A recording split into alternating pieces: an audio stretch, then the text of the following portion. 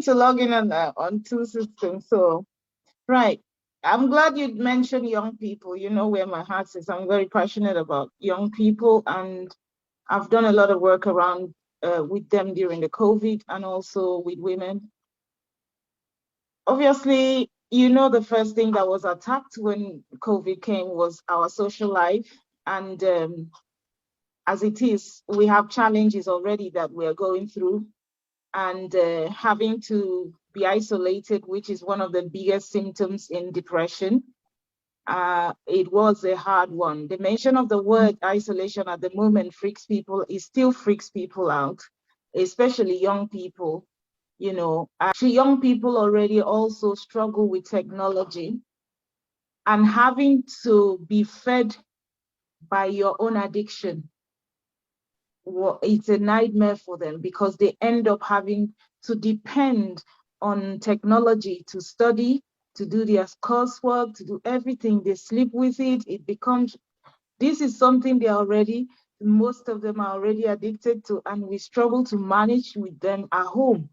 And having to now be the thing that is they need for survival for their studies during that period, it was a massive challenge. And working with young people had so many calls from parents that, you know, their children are really struggling, you know. So it has been a massive change in their lives.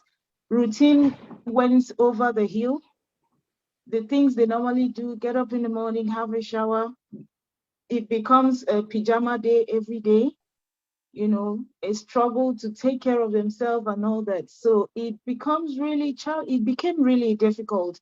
And it's still a challenge now to get back to the routine, to get themselves back into doing the things they normally do before. It's becoming a challenge because they were home every day. They don't know when weekend was, when Monday was. So it is now still a struggle, getting back there, going to school, doing all that. And I'm sure most family are going through it, even if we don't talk about it. Many of us are experiencing this with our young people.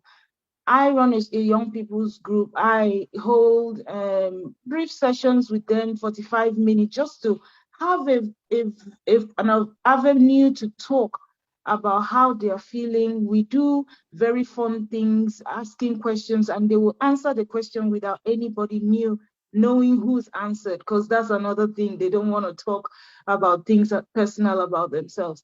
So we need to make sure we think about them all the time, create a space for them, find a space for them to air out how they feel, because most of the time, especially the teens, they wouldn't want to talk. The younger ones might just come over to you all the time to want to share, drop themselves on you.